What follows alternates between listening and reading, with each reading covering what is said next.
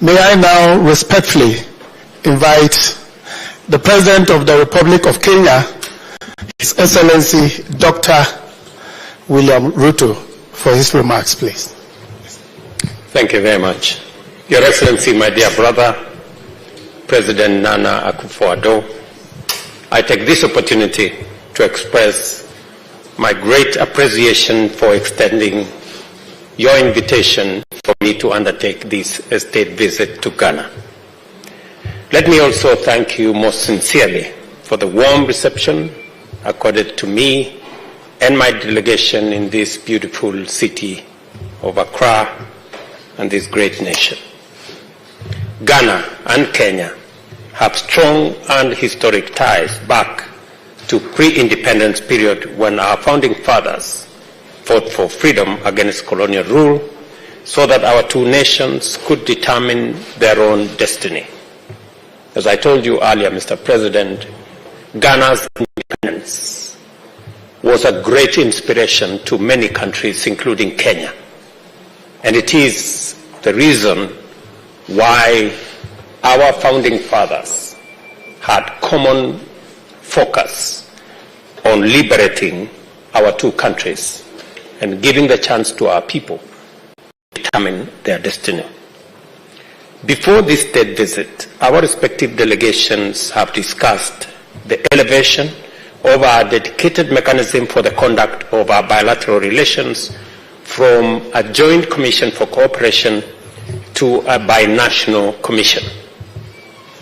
Mr. President, that will give Kenya and Ghana an opportunity to elevate our interaction, our collaboration, and to expand the scope of what we can do together as nations and as our two peoples. During my discussions with President Nana Akufo-Addo, we have noted this development as a significant milestone in the evolution of our diplomatic ties, which stand on a warm and cordial, dynamic and impactful historic collaboration.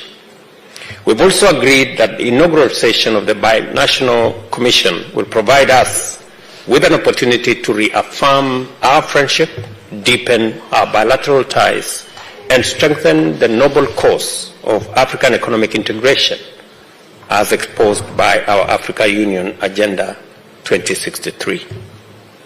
Kenya and Ghana have enjoyed long-standing cordial relations since the 60s.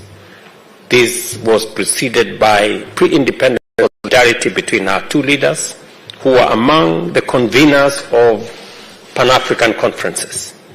The historic bonds of friendship between our two countries run deep. We are bound together by our shared commitment to Pan-African unity and a common vision for a united and prosperous Africa.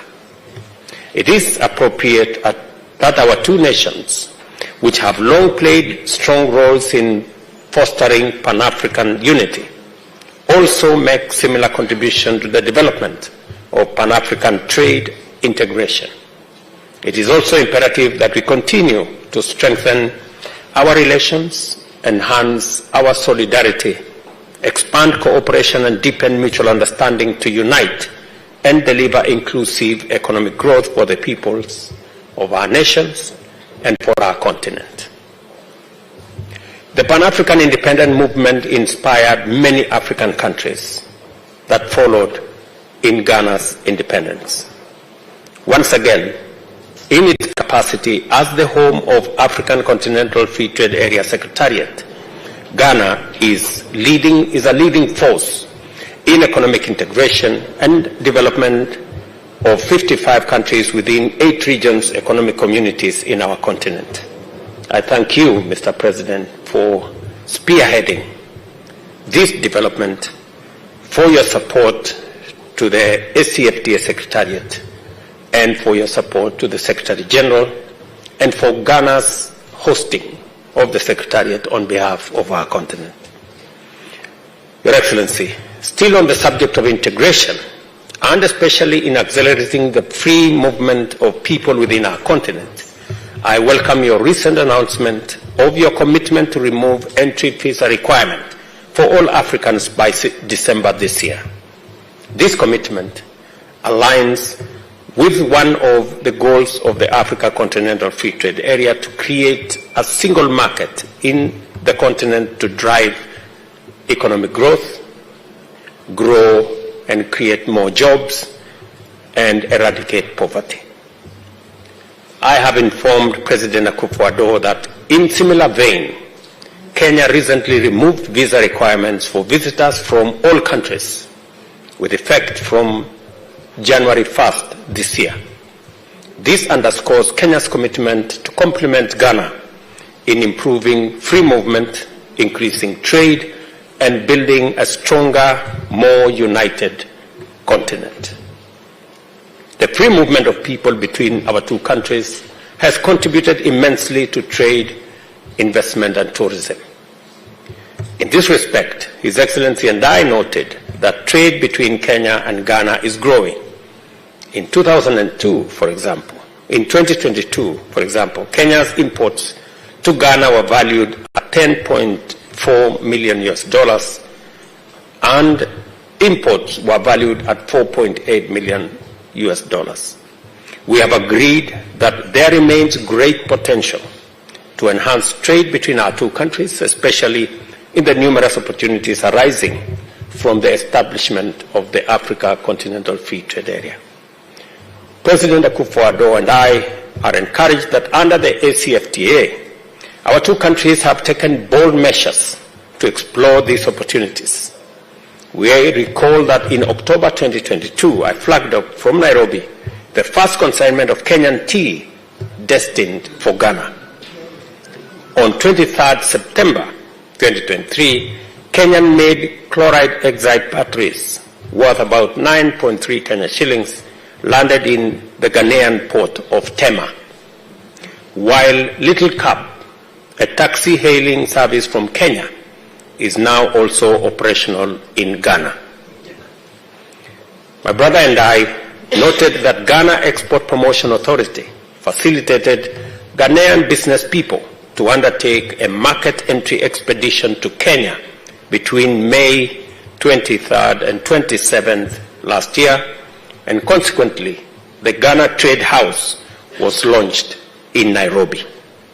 Undeniably, this initiative represents a giant step towards greater trade within and among various regions and countries throughout our continent, spearheaded by Ghana and Kenya. I congratulate you, Mr. President, for being appointed the champion for Africa Union for the establishment of the Africa Union financial institutions. This include the Africa Central Bank, the Africa International Monetary Fund, the Africa Investment Bank, and the Pan-African Stock Exchange. My brother and I discussed at great length on how these institutions, championed by His Excellency the President, and in fact when he spoke at the Africa Union in February, I endorsed wholeheartedly the building of these institutions as a mechanism of consolidating our own economic and financial situation in our continent. And I concur with His Excellency the President that we should, as African countries, invest in these institutions. And Kenya, last year, invested $40 million in Afrexim Bank. We are considering investing in Trade and Development Bank. We are considering investing in all the other institutions as a way of putting a stamp of approval of these institutions and building their capacity to assist us develop our own financial institutions and leverage on them to acquire the much needed concessional financing to finance our own development. Your Excellency, as I have told you, you have my absolute support on this subject, and as we work collaboratively and collectively as African leaders to consolidate the place of the Africa Union and rationalize its institutions and reform its institutions, a mandate that was assigned to me by my colleagues. What the President is championing is going to be part of the consolidation, of the reform, of the enhancement of institutions that will support the progress and prosperity of our continent. I have informed Mr. President that I'm looking forward to him working with me and all the other leaders to make sure that we have an Africa Union as an institution that is fit for purpose to drive the prosperity of our continent. My brother President, the establishment of this financial institution has always been at the center of the African integration agenda. The Abuja Treaty of 1991, Article 19 of the African Constitutive Act of 2000 provide for the creation of these financial institutions and is part of the AU Agenda 2063.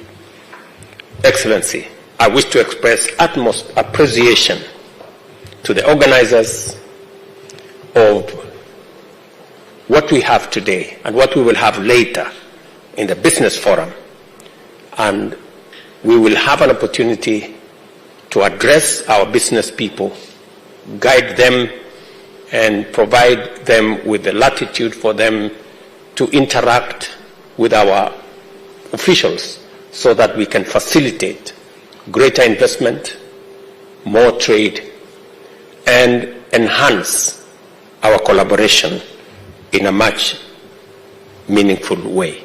During our meeting, we have noted that peace and security is fragile not only in Africa, but across the globe. Internal strife, conflict, and wars, compounded by terrorism and violent extremism, are a major obstacle to peace, security, and stability. Statistics show that the number of people killed and forcibly displaced by crisis in Africa has been increasing over time. As of 2023, over 37 million people have been forcibly displaced in Africa, and 6 countries account for 64% of forced displacement. Kenya appreciates and commends efforts by Ghana through the Accra Initiative and ECOWAS towards the fight against terrorism and in addressing resurgence of the unconstitutional changes of government in the Sahel and West African region. As a nation, Kenya looks forward to receiving continued support from Ghana in addressing terrorism and other threats so as to guarantee peace and security in Africa, in our region, and globally as well. I informed His Excellency the President that Kenya has been engaging in supporting peace initiatives in the whole Horn of Africa and the Great Lakes region, including DRC, South Sudan, Sudan, and Somalia. Kenya stands in support of all efforts, both in West and in our region, aimed towards fostering peace and security in our continent. It has become clear during our conversation that we have to redouble our efforts to silence the guns in Africa as a vital condition for the establishment of economic growth. We also have no choice but to endow the Africa Union, our regional economic communities with greater capacity to do more in a problem that is escalating out of control and requires urgent global action. However, we noted that Africa continues to endure the most of this crisis. The first ever Africa Climate Summit held in Nairobi September last year served as a platform for the African leadership to define and project a clear common position in the global climate action discourse in the run-up to COP28 and beyond. Subsequently, the Nairobi Declaration at the Africa Climate Summit and COP28 laid ground for swift, just, and equitable transition underpinned by drastic reduction in emissions and significantly enhancing climate financing. In this forum, as you all remember, we crafted a new narrative for our continent because it became necessary that we reorient and we draw a narrative that puts Africa in proper perspective, that it is possible for Africa to provide solutions rather than just being part of the problem. And for a long time, Africa has been defined and profiled as a continent of trouble, conflict, war, disease, and poverty. But we believe that that's not half the story. Correct narrative is that Africa is a continent of opportunity. And significantly changing the narrative is our assignment. Excellency, I take this opportunity to thank you for the support we have received during the summit in Nairobi and beyond.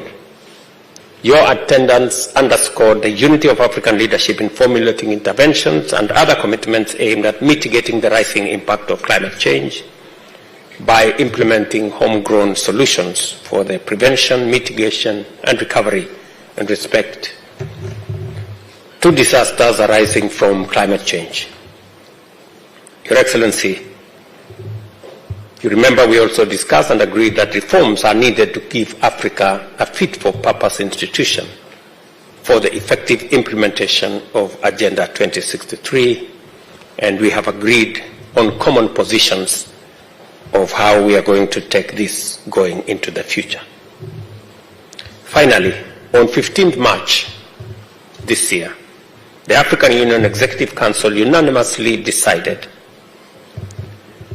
that candidates for the position of the next chairperson of the Africa Union Commission would be nominated by the Eastern African region states in accordance with the statutes of the AU Commission, the rules of procedure, and the Africa Union policy organs and decisions of the Assembly of Heads of State and Government.